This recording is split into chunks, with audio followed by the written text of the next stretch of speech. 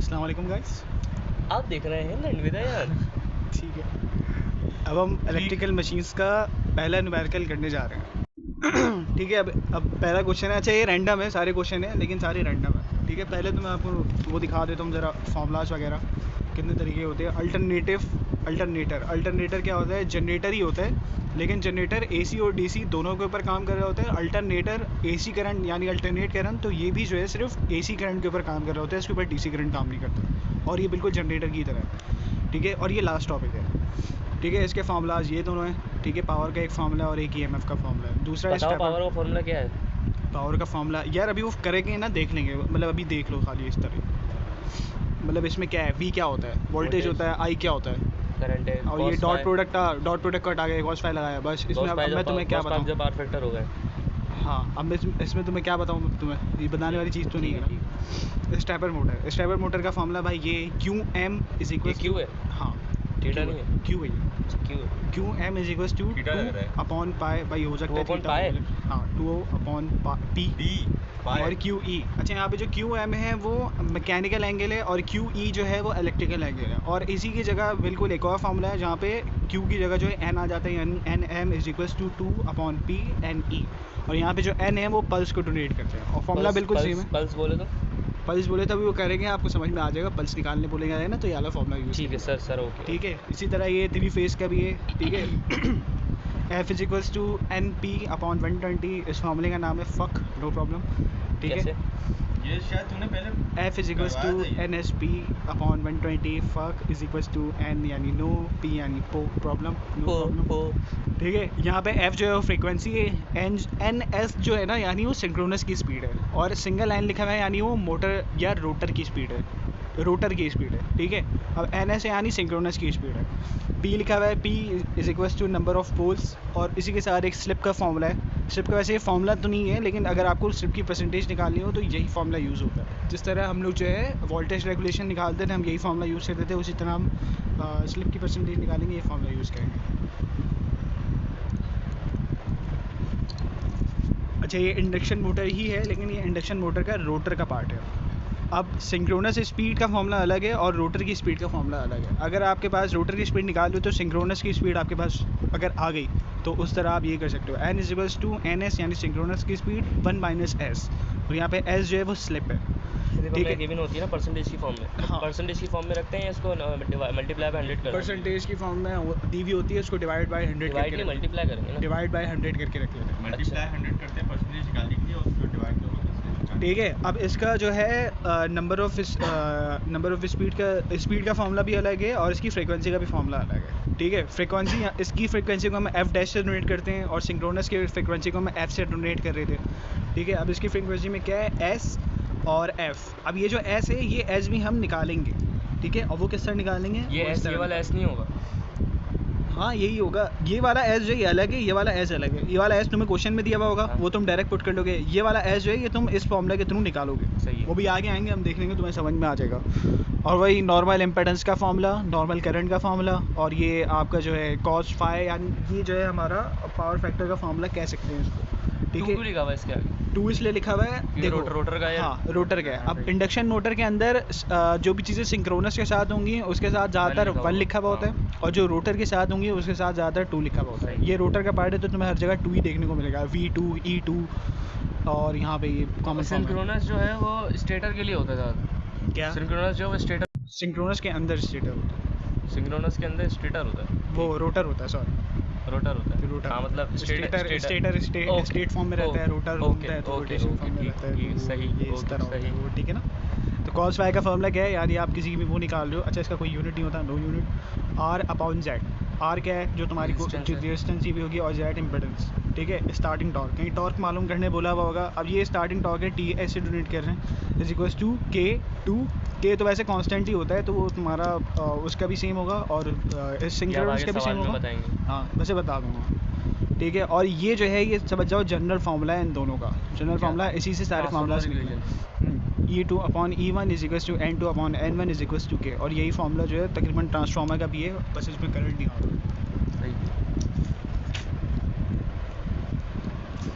Pause कर ले, 2 minute set कर ले।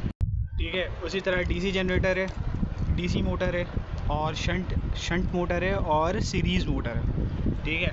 अब इन सारे फार्मूलाज को आगे देखेंगे, कॉमन से फार्मूलाज हैं, ये सारे हमने पहले भी किए हैं, तो अभी ज़रा डायरेक्ट न्यूमेरिकल के ऊपर आते हैं, ठीक है। अभी डीसी जनरेटर का हम कुछ करने वाले हैं, तो मैं उसका तुम्हें बता देता हूँ थोड़ा, ठीक है। ईएमएफ का फार्मूला क्या है, E इज इक्वल्स टू पॉन्स अपॉन 60A। भाई याद करने का भी तरीका बता रहा हूँ ना, ठीक है। यहाँ पे P जो है वो पोल्स है, फाई जो है आपका वेबर है, हाँ फ्लक्स होगा जो तुम्हें दिया हुआ होगा, नहीं दिया हुआ तो निकालना है। N जो है वो स्पीड है और Z is equals to conductor है। N RPM हो गया। हाँ N जो यार RPM है इसका ना, N का कुछ फार्मूलाज में तुम देखोगे नंबर ऑफ टन से जनरेट किया जा रहा होगा, कुछ फार्मूलाज में देखोगे इसे RPM से जनरेट किया जा रहा होगा। वो डिपेंड करता है टॉपिक क्या है, वो डिपेंड करता है। तो अब ये अगर तुम्हें नंबर ऑफ टन्स निकालने बोला है तब भी वो N ही है, और अगर स्पीड निकालने बोला है तब भी वो N ही है, ठीक है। अब इसी फार्मूलाज के अंदर अगर तुम गौर से देखोगे तो तुम्हारे पास बहुत सारी चीज़ें कांस्टेंट है, ठीक है। 60 कांस्टेंट है, A कांस्टेंट है, P कांस्टेंट है, Z कांस्टेंट है, सिर्फ N जो है वो कांस्टेंट नहीं है, ठीक है। अब वो तुमने लिखा कांस्टेंट को K से डिनोट किया, जितनी भी सारी चीज़ें थी उसको इस तरह लिखा, और हमारे पास एक नया फार्मूला आ गया जिसके अंदर हमने सारे कांस्टेंट को K से डिनोट कर दिया। हाँ K फाई है, E is equals to K phi है। अभी हम इसी पे करने जा रहे हैं। अब इसकी थोड़ी सी और बात बता देता हूँ। इन वेव वाइंडिंग, अब वेव वाइंडिंग जो होगी वहाँ पे A जो है वो ऑलवेज इक्वल टू 2 होगा, ठीक है। अब ये बात है, अभी पहले लैप वाइंडिंग भी डिस्कस कर लेते हैं। लैप वाइंडिंग में जहाँ पे भी लैप वाइंडिंग लिखा हुआ आ गया, वहाँ पे A जो है वो ऑलवेज इक्वल्स टू P होगा। P यानी क्या, नंबर ऑफ पोल्स। अगर हमारे पास नंबर ऑफ पोल्स 6 दिए हुए हैं तो यहाँ पे A 6 के इक्वल हो जाएगा, लेकिन वेव वाइंडिंग में ऐसा नहीं होगा। नंबर ऑफ पोल्स जितने भी दिए हुए हों हमारे पास A हमेशा 2 के ही बराबर होगा, ठीक है। पहले क्वेश्चन के ऊपर आते हैं। यहाँ पे दिया हुआ है हमारे पास 6 पोल डीसी मशीन है, मोटर है, जनरेटर है, हमें ये नहीं बताया, डीसी मशीन है भाई, ठीक है। हैज़ 300 कंडक्टर यानी ये 300 Z आ गया, and each conductor is capable of carrying 80 ampere. अब जो ये 80 एम्पेयर है तुम्हारा करंट ही है, ये तुम्हारा करंट कॉइल है, कॉइल का करंट है, यानी जो एक कंडक्टर है वो तुम्हारा 80 एम्पेयर तक बर्दाश्त कर सकता है। तो किससे करेंगे, आई कॉइल से इसको डोनेट करेंगे विदाउट दी टेम्परेचर राइज, ठीक है। द फ्लक्स पर कॉइल इज इक्वल्स टू 0.05, ये तुम्हें फाई दे दिया 0.05, and the machine is drive eight 800 RPM 1800 RPM, ठीक है। ये तुम्हें N दे दिया। Find the total current, I मालूम करने बोला है, EMF E मालूम करने बोला है, पावर डेवलप्ड इन आर्मेचर की पावर मालूम करने बोला है। किस में, वेव वाइंडिंग में मालूम करो और लैप वाइंडिंग में भी मालूम करो, और टॉर्क भी मालूम करने बोला है, ठीक है। सभी निकालना है। हाँ, तो हमने फार्मूलाज में से देख के लिख लिया। पहले पोल दिया हुआ था तो 6 पोल लिख लिया, Z दिया हुआ था हमने Z लिख लिया। अच्छा 6 पोल क्यों लिखा हमने यहाँ, 6 दिया हुआ है ना, पोल तो 6 ही रहेगा। अच्छा सही, हाँ सही, ठीक है। अब यहाँ पे 300 कंडक्टर दिया हुआ था, Z से डोनेट कर लिया, और करंट दिया हुआ था कॉइल का, ठीक है। पर coil is capable of 80 ampere current, तो आई कॉइल लिख के 80 एम्पेयर लिख लिया। और फिर जो आगे दिया हुआ था हमें वेबर दिया हुआ था, वेबर भी लिख लिया हमने। यहाँ पे नंबर ऑफ टन्स दिए हुए थे, ये नंबर ऑफ टन्स या स्पीड दोनों को डोनेट किया जा सकता है। अब यहाँ RPM लिखा हुआ था, यहाँ पे अभी हम स्पीड से डोनेट कर रहे हैं इसको।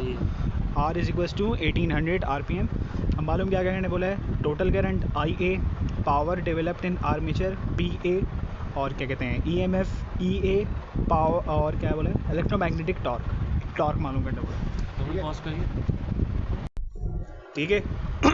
पहले हम सबसे पहले वेव का काम करते हैं। वेव में मैंने क्या बोला था, पोल्स कितने भी हों हमें जो है A इज इक्वल्स टू 2 ही लेंगे, और अभी हम लैप में क्या लेंगे, लैप में जितने नंबर ऑफ पोल्स दिए होंगे हम उतना A ले लेंगे, ठीक है। अब देख लो A यहाँ पे चेंज है, लेकिन आंसर जो आएंगे वो सारे सबके सेम आ रहे होंगे, ठीक है। आई कॉइल दिया हुआ है, अब टोटल करंट हमें मालूम करना है। टोटल करंट हम कैसे मालूम करेंगे, आई कॉइल दिया हुआ था, आई कॉइल को मल्टीप्लाई करा दूंगे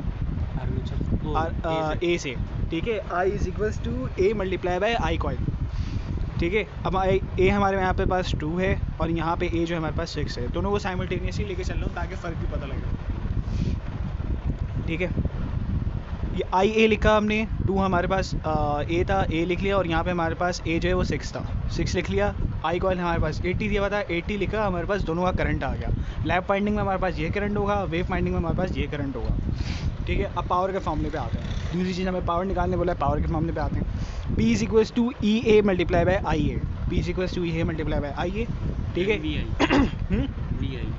VI कह लो, हाँ, ठीक है। पावर का फॉर्मूला जो बेसिक होता है। अब EA हमारे पास यहाँ पे कहीं दी हुई तो है नहीं, यानी EA हम निकालेंगे। EA का हम एक फॉर्मूला पढ़ चुके हैं, पॉन्स अपॉन 60 है, ठीक है। अब पॉइंट्स अपॉन 60 हमें P दिया हुआ है, फाई दिया हुआ है, N दिया हुआ है, Z दिया हुआ है, 60 दिया हुआ है, A दिया हुआ है, सारी चीज़ें दी हुई हैं, ये हम आराम से निकाल सकते हैं। हमने सब चीज़ों को पुट किया, ये आराम से निकाल ली, ठीक है। और I A भी हमने कुछ देर पहले ही निकाली थी, दोनों को किया, हमारे पास पावर आ गई। यहाँ पे भी हम देखते हैं, यहाँ पे भी हमारे पास यही किया, ये इक्वल आ गया पॉइंट्स अपॉन 60 है। अब यहाँ पे जो फॉर्मूलाज होंगे उसमें अलग पुट होगा, A यहाँ पे 6 है और A यहाँ पे 2 था, ठीक है। सेम पुट हुआ, वैल्यूज़ डिफरेंट पुट हुई, लेकिन आंसर सेम आया दोनों का, दोनों की पावर जो है वो सेम है, ठीक है। P A भी आ गया। दूसरी चीज़ क्या मालूम करने बोली थी, E A भी टेक्निकली हमने को निकाल ही लिया है ऊपर ही, ठीक है। तो अब हमें क्या मालूम करना है, टॉर्क का फार्मूला मैंने वहाँ बताया नहीं था, टॉर्क का फार्मूला ये रहा, टॉर्क का फार्मूला भी लिखा हुआ है, torque is equals to E A, यानी पावर ही है, power upon 2n pi, power upon 2n pi, power हमने निकाली हुई है, EI हमने निकाला हुआ है। वापस यहाँ आते हैं, ठीक है। Torque is equals to EI upon 2n pi. अब यहाँ पे जो n है वो क्या कहते हैं, स्मॉल है और वो सेकंड में कन्वर्ट हो जाएगा आरपीएम। हाँ इसी तरह का कोई सीन होता है रोटेशन जो हमें पास दी भी होती है ना, रोटेशन पर सेकंड में कन्वर्ट हो जाएगा ये। हाँ 1800 जो दिया हुआ है उसको हम लोग डिवाइड करा लेंगे 60 से। अब यहाँ पे पता नहीं क्या मिनट का कोई चक्कर है, मैं बता रहा हूँ ना, देखो 1800 आरपीएम लिखा हुआ है, ये कैपिटल एन है, यानी कि रोटेशन पर मिनट, 1800 रोटेशन पर मिनट है। स्मॉल एन की बात करें तो रोटेशन पर सेकंड होगा, और उसको सेकंड में कन्वर्ट करने के लिए हम 60 से क्या करते हैं, डिवाइड करेंगे, क्योंकि 60 मिनट होते हैं, एक सेकंड्स होते हैं 1 मिनट के। हाँ सही है, ठीक है। तो अब वही हमने पावर निकाली भी थी, पावर डायरेक्ट उठा करके लिख ली, 2 फॉर्मूले का था और यहाँ पे n था, स्मॉल n, तो हमने जो small n is equals to n upon 60, ठीक है। अब ये इन मिनट्स में दिया हुआ था, हमें इन सेकंड्स में चाहिए था, अब ये जो है इन सेकंड्स में हो गया। हमने ये एज इट इज़ उठा करके यहाँ रख लिया, पाई की वैल्यू रखी, जो भी सारे फॉर्मूलाज थे सॉल्व किया, ये हमारे पास टॉर्क आ गई 3.142 होगी ना, हाँ 3.142, सही 3.142 रखी और आंसर आ गया। और यहाँ पे भी हमने वही सेम काम किया, आंसर आ गया। अच्छा, भले ही लैब फाइंडिंग हो या वेव फाइंडिंग हो, हमारे पास हमने देखा कि वोल्टेज और करंट अलग अलग थे, पावर हमारे पास सेम आ रही है, टॉर्क हमारे पास सेम आ रहा है। जो सवाल पे आते हैं, आज सेपरेटली एक्साइटेड जनरेटर बता दिया हमें जनरेटर है, ठीक है। When running at 1000 RPM supplied 200 ampere, RPM इसका क्या है, N है ये, ठीक है। और रन कर रहे हैं, यानी मतलब ये सप्लाई दी हुई है, तो हमें इसको N1 से डोनेट करेंगे, NS सिंक्रोनस नहीं दिया हमें यहाँ पे, सिंक्रोनस बोला होता तो हम NS से डोनेट करते हैं, यहाँ सिंक्रोनस नहीं लिखा हुआ। वैन रनिंग एट 1000 RPM, ठीक है। N1 इज इक्वल्स टू ये लिख लिया, और ये भी सप्लाइड क्या है, सप्लाइड का है, ये भी दिया हुआ गया हुआ है 200 एम्पेयर, तो हम इसको I1 से भी डोनेट कर सकते हैं, लेकिन क्या कहते हैं, आर्मेचर का करंट है, क्योंकि आर्मेचर से ही सप्लाई होता है, अगर हम डायग्राम को देखें सर्किट। ठीक है। IA is equals to 200, V हमारे पास यहाँ V भी दिया हुआ है, ये भी जो है V को कुछ डोनेट करके नहीं लिखा हुआ, V is equals to 125 ampere. अब हमसे पूछ रहे हैं क्या मालूम करना है, what will be the load current, IL मालूम करने बोल रहे हैं, when speed drop to 800 RPM, कि जब स्पीड तुम्हारी 1000 से ड्रॉप हो जाए 800 पे। Given that the armature resistance is 0.04, armature की रेजिस्टेंस दी हुई है 0.04, एंड इफ इट्स अनचेंज, ठीक है। सर ने इस क्वेश्चन में बहुत लंबी करी हुई है, मैं बहुत शॉर्ट तरीके से बताता हूँ। 1000 RPM था, RPM लिखा 1000 RPM, करंट हमारे पास था 200 एम्पेयर लिख लिया। अब हमें मालूम किस पे करना है, 800 पे मालूम करना है। तो जो बेसिक फार्मूला होता है उसी तरह है ये, कि 1000 को उठाया, ये समझ जाओ एरो जो है ना वो इज इक्वल्स टू चल रहा है हर जगह, ठीक है। 1000 को उठाया, वहाँ फेंका, या 1 RPM पे आ गया तुम्हारे पास, 1 RPM is equals to that, और तुम्हें चाहिए था 800 RPM पे, तुमने दोनों साइड 800 मल्टीप्लाई करा दिया, 800 मल्टीप्लाई कराया यहाँ पे, 800 मल्टीप्लाई कराया यहाँ पे, ठीक है। अब जो यहाँ पे तुम्हें करंट मिलेगा वो 800 RPM पे मिल जाएगा, 800 RPM पे तुम्हें इतना करंट मिलेगा।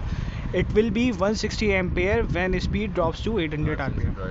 और सर का देखो तो बहुत लंबा क्वेश्चन है, उसमें पता नहीं रेजिस्टेंस भी यूज़ हुई है, वोल्टेज भी यूज़ हुई है, बहुत लंबा है वो। दूसरे क्वेश्चन पे आते हैं, 500 शंट मोटर बता दिया, shunt motor runs at its normal speed. अच्छा हाँ, अब रेजिस्टेंस जहाँ पे तुम्हें शंट मोटर है वहाँ SH यूज़ हुई हुई है, जहाँ पे सीरीज़ मोटर है वहाँ SE यूज़ हुई हुई है, और SE वो भी हम लोग आगे करेंगे तो मैं बता दूंगा। तो कहीं बस ये परेशान नहीं होना कि अगर शंट रेजिस्टेंस दी हुई है, शंट फील्ड की दी हुई है, तो हम उसको RF क्यों डोनेट कर रहे हैं, RSH क्यों डोनेट कर रहे हैं, RSE डोनेट क्यों कर रहे हैं, बस वो R ही है नॉर्मल, ठीक है। अब वो कहाँ पे फॉर्मूले में हो सकता है डिफरेंट लिखी हुई हो, बट वो R ही है, ठीक है। अब 500 voltage shunt motor runs at its normal speed of 250 RPM, ठीक है। वोल्टेज दिया हुआ है, वोल्टेज लिख लिया, RPM दिया हुआ था, RPM लिख लिया। वैन द आर्मेचर करंट दिया हुआ है 200 एम्पेयर, आर्मेचर करंट यानी आई है 200 लिख लिया। अभी यहाँ पे 1 वाला सिंग नहीं आया, 1 हमें नहीं पता, अभी 1 नहीं लिखा हुआ अभी हमने। द रेजिस्टेंस इज़ 0.12, ठीक है। अब आर्मेचर की रेजिस्टेंस बताई हुई है हमारे पास 0.12, आर्मेचर की रेजिस्टेंस लिख ली 0.12। Calculate the speed when the resistance is inserted in the field winding and shunt field. अब ये शंट फील्ड है, इसको हमने जो है 80% दिया हुआ है of normal value and the armature current is 100। हमें बता रहा है कि आर्मेचर करंट 100 हो जाएगा, ठीक है। तो अब हमारे पास पहले भी आर्मेचर की करंट दिया हुआ है और बाद में भी दिया हुआ है, तो यानी पहले वाला जो है उसको हमने 1 कर दिया और जो दूसरा वाला दिया है वो कंडीशनल बेस है, तो उसको हमने जो है 2 कर दिया, ठीक है। अब इसमें हमें मालूम क्या करने बोला है, कैलकुलेट द स्पीड मालूम करने बोला है, यानी an when a resistance is inserted in the field winding and shunt field to 80%। अब ये कंडीशन दी हुई है, शंट फील्ड जो है वो 80% हो जाएगी and the armature current is 100, और आर्मेचर करंट जो है 100 हो जाएगा। तो N2 मालूम करने बोला है, रोटर की स्पीड मालूम करने बोली है, और फाई हमें दिया हुआ है, और क्या कहते हैं IA भी हमें दिया हुआ है, ठीक है। तो एज वी डोंट नो, तो ये जो कॉमन फार्मूला है कॉमन फार्मूला है जो ट्रांसफार्मर से भी ड्राइव हुआ हुआ है, जनरेटर का भी वही है, और क्या कहते हैं मोटर का भी वही है, N1 upon N2 is equal to E1 upon E2। But ये फॉर्मूला इनफ नहीं है, क्योंकि हमारे पास जो है कंडीशन दी हुई है शंट फील्ड की, फाई की कंडीशन दी हुई है। तो अब हम यहाँ क्या करेंगे, हम एक फॉर्मूले को कंडीशन आ गई, तो अब हम एक फॉर्मूला और जानते हैं जो कि है N is equal to E upon phi, ठीक है। अब इन दोनों फार्मूलाज को हम कंबाइन करा देंगे, ये वाले फार्मूलाज को और ये वाले फार्मूलाज को, ठीक है। N is equals to E upon phi था। अब अगर हम उसकी देखेंगे, क्या कहते हैं स्टेटर की देखेंगे, तो हमारे पास 1 आता है, और अगर हम रोटर की देखेंगे तो 2 आता है। तो ये हमारे पास स्टेटर का आ गया और ये हमारे पास आ गया रोटर का, दोनों का आ गया। अब इन दोनों फार्मूलाज को हम कंबाइन करा देंगे, NE upon phi, NE upon phi, ठीक है। N2 था, अब N2 is equals to E2 upon phi, ये रहा N2 is equals to E2 upon five. यहीं पे हमने यहाँ पे भी किया है, N2 is equals to E2 upon five. अब तुम इसको सॉल्व करोगे, यही शक्ल आएगी इसकी। मतलब अगर फाई को अगर एक अपने दिमाग में ही सोच लें कि ये करंट है, फर्क कर लो, वैसे है तो नहीं। ट्रांसफार्मर की अगर पूरी इक्वेशन देखें तो E1 upon E2 equals to N1 upon N2 equals to I2 upon I1 कह सकते हो, लेकिन वो अगर तुम ट्रांसफार्मर की इक्वेशन देखोगे तो वहाँ पे होता है N1 upon N2 is equals to V1 upon V2 is equals to I2 upon I1। यहाँ इज इक्वल्स टू नहीं है, मल्टीप्लाई है, हाँ, ठीक है। तो आप इसको करंट एज्यूम नहीं कर सकते, ठीक है, आसानी के लिए बता रहा हूँ। आप अपनी आसानी नहीं देखो, आप फॉर्मूला देखो, समझ में आ जाएगा, चलो सही, ठीक है। अभी तुम्हारे पास क्या क्या चीज़ें हैं इसके अंदर, ठीक है। N1 तुम्हें गिवन है, N2 नहीं पता, N2 वैसे निकालना है हमें, ठीक है। E1 हमें गिवन है, E1 नहीं, E1 भी नहीं गिवन, E2 गिवन है, E2 भी नहीं गिवन, Phi2 गिवन है, Phi2 कंडीशन दी हुई है, और Phi1 नहीं गिवन। Phi1 निकालने की जरूरत नहीं है, क्योंकि Phi2 के अंदर Phi1 आ रहे हैं, तो दोनों आपस में कट आउट हो जाएंगे। अब हम सॉल्व करते हैं, अब हम निकालेंगे E1 का बेसिक फार्मूला, क्या कहते हैं मोटर के लिए, मोटर का जो फार्मूला होता है, वैसे V का जो फार्मूला होता है वो ये होता है, ठीक है। मोटर के फार्मूला के अंदर यहाँ पे प्लस आता है, और क्या कहते हैं जो जनरेटर का होता है वहाँ माइनस आता है। तो इसी फार्मूला को हमने थोड़ा तोड़ फोड़ के लिखा है यहाँ पे E1 निकालने के लिए। E1 निकालने के लिए V माइनस IA V हमें गिवन था फार्मूला के अंदर, IA हमें गिवन था फार्मूला के अंदर, और RA गिवन था, और IA भी गिवन था। अब IA यहाँ पे 1 का यूज़ होगा, और अगर हम 2 की निकालेंगे तो 2 का यूज़ होगा। अभी हम 1 की निकाल लें तो 1 लिखा, और ये सारे हमने जो सारी वैल्यूज़ की वो पुट करने के बाद E1 हमने आराम से निकाल लिया। E1 आ गया हमारे पास, E2 नहीं है अभी तक, E2 का लिखा। अब E2 के अंदर जो I है वो 2 का यूज़ होगा, हमें 2 का दिया हुआ है 100, हमने सारी चीज़ें वही पुट करी, बस यहाँ पे करंट जो है 200 की जगह 100 पुट किया, और हमने I2 भी निकाला। I1 आ गया, I2 आ गया, N1 आ गया, N2 निकालना है, और Phi2 भी हमें गिवन है। सारी वैल्यूज़ पुट कर ली, सारी बराबर है 85 किसके 80% 5 हाँ 80% 500 के। यहाँ पे हमने सारी वैल्यू पुट करनी। 250 RPM दिया हुआ था, N2 इज इक्वल्स टू 476 हमने यहाँ निकाला, और 488 हमने यहाँ निकाला, multiply by Phi2 upon Phi1, ठीक है। अब ये फॉर्मूले को हमने दोबारा यहीं लिख लिया, इस पे चोरी थी, लेकिन यहाँ लिखते हुए हमने क्या किया, N2 को ऊपर कर दिया, और बाकी सारी चीज़ें साइमल्टेनियसली उसके हिसाब से एडजस्ट हो जाएंगी, ठीक है। 250 यहाँ पे एक्स्ट्रा था, वहाँ फेंका, वहाँ फेंकने के बाद यहाँ पे हमने देखा 5 से 5 कट गया, 5 से 5 कटा, ऊपर 1 था, 250 वहाँ गया, और ये चीज़ों को हम सॉल्व करेंगे। ये आंसर आ गया हमारे पास, N2 आ गया, यानी RPM निकल गया मोटर का, जो कि हमें निकालने बोला था। दूसरा क्वेश्चन आते हैं, बहुत ही छोटा सा, बहुत ही आसान सा। 220 volt DC shunt motor, DC shunt motor का सवाल है। मोटर लिखा हुआ है हैज़ एन आर्मेचर, ये वोल्टेज दे दिया, वी उतार लिया हमने। आर्मेचर रेजिस्टेंस दे दी यानी RA। If the full load armature current is 280, full load current या फुल लोड आर्मेचर करंट यानी IL दे दिया हमें, आर्मेचर करंट सॉरी, IA दे दिया 20 एम्पेयर। और find the back EMF। Back EMF का क्या सीन है, कुछ भी नहीं है। जहाँ पे वहाँ पे ये वोल्टेज का जो फॉर्मूला था वही चीज़ है, बस यहाँ पे EA लिखा हुआ होता था, वहीं पे हम यहाँ पे EB लिख देंगे, बाकी पूरा फॉर्मूला सेम है। जहाँ पे तुम्हें बैक EMF मालूम करने बोले वहीं दोनों E के फॉर्मूले यूज़ कर सकते हो, बस E के साथ B लगा देना। EB is equals to V minus IA RA, तीनों चीज़ें हमें गिवन थी, तीनों चीज़ें पुट करी, EB निकाल दिया। दूसरे क्वेश्चन पे आते हैं। 250 वोल्ट शंट मोटर, दोबारा 250 वोल्ट शंट मोटर है, बता दिया हमें, टेक्स अ लोड ऑफ 28। खुले रहने शंट, और अगर इस तरह की कोई चीज़ आती है, शंट है या सीरीज़ है, सेपरेट है, फॉर्मूले चेंज होते हैं क्या? फॉर्मूले चेंज नहीं होते हैं, कुछ चीज़ें चेंज होती हैं, मैं तुम्हें आगे बताऊंगा सॉल्व करते हुए। सही, ठीक है, अभी तक बताया तो नहीं है? अभी तक कुछ भी नहीं बताया। 250 शंट मोटर, वी दे दिया, वी उतार लिया। Takes a load of 20 ampere, load current दे दिया, IL उतार लिया। The shunt field and armature resistance, shunt field दे दी यानी RSH दे दिया। ठीक है, अब ये RSH जो है तुम्हारे सीरीज़ के अंदर RSE हो जाएगा, सीरीज़ मोटर के अंदर, और बिहार में 2 ही करवाया सर ने, सेपरेटली नहीं करवाया। ठीक है, तो ये 200 SH उतार लिया हमने। और आर्मेचर रेजिस्टेंस RA दिया हुआ है हमने, RA भी हमें 0.3 एम्पेयर दी, 0.3 ओम्स दिया हुआ है, 0.3 ओम्स उतार लिया। वैल्यू ऑफ बैक EMF मालूम करना है, पावर डेवलपमेंट आर्मेचर PA मालूम करना है। ठीक है, बैक EMF का वही नॉर्मल सा फॉर्मूला जो था, बस हम उसके साथ B लगा देंगे। हमें जो है V दिया हुआ है, I नहीं दिया हुआ, RA दिया हुआ है। अब IA निकालने के लिए हम एक और फॉर्मूला यूज़ करेंगे, IL इज इक्वल्स टू, ये देखो एरो बनाया हुआ मैंने, IA नहीं है हमारे पास, IA के लिए हम ये वाला फॉर्मूला यूज़ करेंगे, IL is equals to IA plus ISH। ठीक है, IASH यानी शंट, IF भी कह सकते हैं ना इसको? IF भी कह सकते हैं, ISH मैंने यहाँ लिख दिया। IF वैसे ना कहो ज़्यादा बेहतर है, तो मैं आगे बताऊँगा। ISH हमें यहाँ पर IL दिया हुआ था, IA हमें निकालना है, ISH नहीं है। ISH के लिए हम दोबारा नीचे आएंगे, ISH is equals to V upon RSH। RSH हमें दिया हुआ है, RSH हमें दिया हुआ है, वोल्टेज भी हमें पता है, दोनों चीज़ें पुट करी, हमने जो है ISH निकाल लिया। ISH निकाला, अब दोबारा ऊपर वाले फॉर्मूले में आएंगे, इसको हमने रीअरेंज कर लिया। IA हमें मालूम करना था, ISH को वहाँ फेंक दिया। ठीक है, IL हमारे पास 20 एम्पेयर दिया हुआ था, 20 पुट किया, माइनस लगाया, और अभी हमने SH निकाला है, SH लिख लिया। ठीक है, इन दोनों को सॉल्व किया, हमारे पास 18.75 एम्पेयर आ गया, जो कि IA है, जो अब हम ऊपर वाले फार्मूला के अंदर यूज़ करेंगे, वो है EB का फार्मूला हमने आराम से मालूम कर लिया फिर।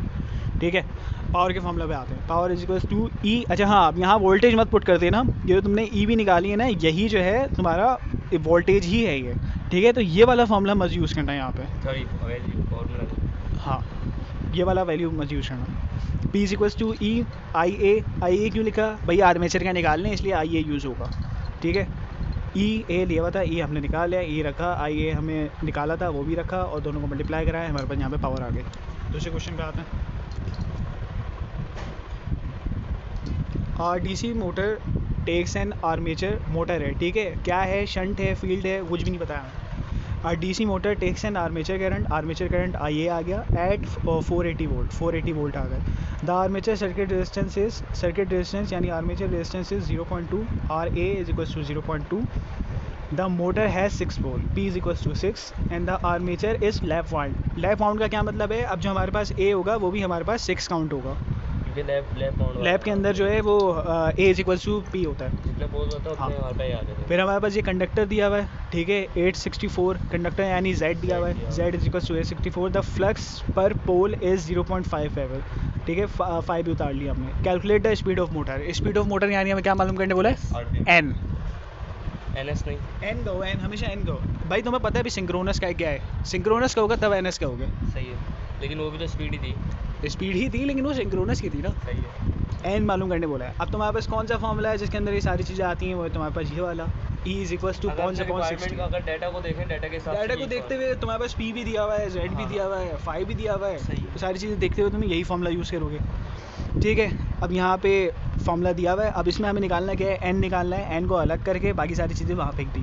ठीक है, यहाँ पे हमारे पास कोई ऐसी चीज़ है जो नहीं है, हाँ एक चीज़ है जो हमारे पास नहीं है, वो है EA को तुम निकाल लोगे, वही जो पीछे इतने सारे फॉर्मूलाज यूज हुए हैं। मोटर का इस वजह से माइनस आएगा, हाँ मोटर का इस वजह से माइनस आएगा। V दिया हुआ है, वी तुम्हारे पास दिया हुआ है, आई ए दिया हुआ है, आई ए नहीं दिया, आई ए भी दिया हुआ है, आर ए भी दिया हुआ है, आर ए भी दिया हुआ है, दोनों चीज़ें थी, सारी चीज़ें पुट करी, ए निकाल लिया, ये तुम्हारे पास ये आया, अभी ऊपर वाले फॉर्मूला के अंदर पुट हो जाएगी आराम से, आंसर आ जाएगा, आगे बढ़ो। आंसर आ गया 63.6 RPM। ये तुम हर किसी की कॉपी में मुझे 63.6 RPM लिखा हुआ है, लेकिन यहाँ पॉइंट आएगा, वो और से देख लेना। पॉइंट कैसे आ गया आरपीएम में? आरपीएम में नहीं आता, अब यहाँ पे 60 वो लिखा हुआ है ना, तो तुम इसको साइमल्टेनियसली इक्वल ले लो 64 RPM के अंदर।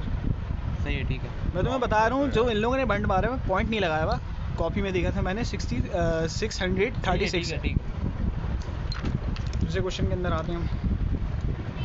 यहाँ पे हमें दिया 220 वोल्ट, क्या है कुछ भी नहीं बताया अभी। 15 किलो वाट दिया हुआ है, यानी पावर दी हुई है, वाट ये रहा, पावर की यूनिट है, तो हमने वोल्ट में ये उतार लिया, पावर में ये उतार लिया।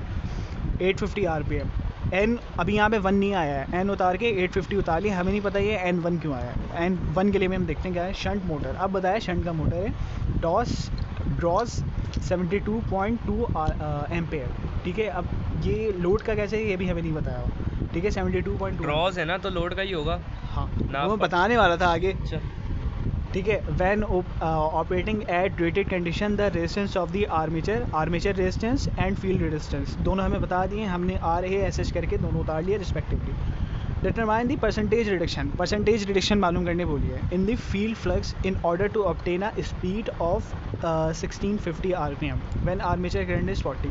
कंडीशन दी हुई है, हमें रिक्वायर्ड क्या करना है, परसेंटेज रिडक्शन फ्लक्स, ठीक है, percentage reduction field flux in order to obtain speed भी दी हुई है। जब स्पीड तुम्हारे पास इतनी हो, अब ये इतनी हो, तो हमारे पास जो पहली स्पीड दी है वो क्या हो जाएगी, N1 हो जाएगी। अब यहाँ पे 1 आया, ठीक है, और ये हमारे पास जो है N2 हो जाएगी, कंडीशन दी हुई है यहाँ पे, N2 वाली कंडीशन दी हुई है। और I जो है हमारे पास आर्मेचर का रेजिस्टेंस है, यानी IA जो है 40 हो जाए, IA 40 हो जाए। अब यहाँ पे 2 लगा हुआ नहीं था, अब ये हमारे पास एक करंट यहाँ भी दिया हुआ है, हाँ दिया हुआ है, ये तब है ना जब इतने हाँ, आरपीएम पे चल रहा है, कंडीशन दी हुई है ना। तो अब जो पहले वाला होगा ये वो नहीं है, तो तुम इसको I2 के अंदर कंसिडर करोगे, दोनों कंडीशन है, IA2 के अंदर कंसिडर करोगे, ठीक है। अब रिडक्शन का फॉर्मूला क्या है, वही नॉर्मल सा फॉर्मूला, 5(1 - 5(2) अपॉन 5(1 × 100। ये है रेगुलेशन का हो गया। तो ये अबे सबका सेम है, voltage regulation, reduction flux, speed regulation, सबका सेम सही फॉर्मूला है। सही, ठीक है। परसेंटेज में निकालना है तुम्हें इसी तरह आता है, ठीक है। अब तुम्हारे पास ये फॉर्मूला है, ठीक है। यहाँ पे हमारे पास क्या है, ठीक है। अब इस फॉर्मूला के अंदर हमें क्या रिक्वायर्ड है, 5(2) और 5(1), ये दोनों चीज़ें हमें नहीं दी हुई हैं। हमें एक फॉर्मूला, अब हमारे पास रिक्वायरमेंट देखो क्या, वो क्या कहते हैं, चीज़ें क्या क्या दी हुई हैं हमारे पास। हमारे यहाँ पे पास पावर दी हुई है, पोल्स वाला P नहीं दिया हुआ है और Z नहीं दिया हुआ कंडक्टर, तो यानी हम pounds/60 ये वाला फॉर्मूला नहीं यूज़ कर सकते, ठीक है। हमारे पास जो दूसरा फॉर्मूला बचा है वो ये रहा, N1/N2 = E1/E2, और कंडीशनल में हमें फ़ाई चाहिए, तो हमने वही N = A/5 वाला मल्टीप्लाई करा लिया, और फिर हमें ये फॉर्मूला ऑब्टेन। हमें 5(1 5(2) पता था, 5(1 5(2) ही तो निकाल लो, ठीक है। यहाँ पे हमें 5(1 और 5(2) निकालना है। वैसे भी हम एक चीज़ निकालेंगे और पुट कर देंगे, मैं तुम्हें बता रहा हूँ क्या सीन होगा। यहाँ पे हमारे पास E1 दिया हुआ है, ना E1 दिया हुआ है, E2 दिया हुआ है, ना E2 दिया हुआ है, दोनों चीज़ें नहीं दी हुई, हम दोनों चीज़ें निकालेंगे। यहाँ पे हम आए E1 निकालने के लिए, E1 = V-, अब 1 का निकाल लो तो IA भी जो तुम्हारा 1 का यूज़ होगा। IA1 है तुम्हारे पास? नहीं, IA1 नहीं है हमारे पास। IA1 हम निकालेंगे, IA1 कहाँ से निकालेंगे, IA1 के लिए हम नीचे आ गए, IL = IA1, हाँ, प्लस ISH तुम्हारे पास दिया हुआ है, ISH नहीं दिया हुआ है। ISH के लिए हमें रेजिस्टेंस दी हुई है RSH, और हमारे पास वोल्टेज भी दिया हुआ है जिसे हम निकाल लेंगे। ISH = V/RSH, V हमें दिया हुआ था, V उतारा, SH हमें RSH हमें दी हुई थी, RSH उतारा, हमारे पास ISH आ गया। अब ISH को हम ऊपर वाले फॉर्मूला के अंदर यूज़ करेंगे, यहाँ पे हमें IA1 यूज़ करना था, तो यानी ISH जो है फालतू था वहाँ फेंका, माइनस ISH हो गया, ये फॉर्मूला बन गया। फिर IL हमें दिया हुआ है, IL हमें दिया हुआ है, इस चीज़ में लंबी कर रहा है यार बताने दो ना, चलो सही है। IL भी दिया हुआ है, ISH भी निकाल लिया, दोनों को माइनस कराया, और ये हमारे पास IL आ गया। ISH आ गया, फॉर्मूले के अंदर पुट किया और IL निकाल लिया। IL आ गया हमारे पास, IL आ गया, नहीं IA आ गया हमारे पास IA1 आ गया, IA1 को जो है हमने E1 के अंदर फॉर्मूला के अंदर पुट किया, और हमारे पास E1 आ गया, ठीक है। रोटी ले आना भाई आप। अब E2 के फॉर्मूले के लिए बस यहाँ पे IA1 की जगह IA2 आ जाएगा, और IA2 हमारे पास है, IA2 नहीं है हमारे पास, IA2 भी हम निकालेंगे। IA2 के अंदर हमें तो गिवन है, IA2 गिवन है ना, बिहारी कितनी रोटी खाएगा? बता रहा हूँ, कितनी रोटी खाएगा? पढ़ ले पहले। E2 फॉर्मूला के अंदर 40 के अंदर, अच्छा ये वाला जो हमारे पास दिया हुआ है ना करंट, ये हमें कंडीशन के अंदर दिया हुआ था, ये रही कंडीशन, ठीक है। तो हमने ये वहीं से पुट किया, हमारे पास E2 भी आ गया, सारी चीज़ें आ गई हैं, सारी चीज़ें हमने पुट करी ना। 5.2 आया, 5.1 अभी तक नहीं आया हमारे पास, 5.2 5.1 ऐसे ही रहेगा।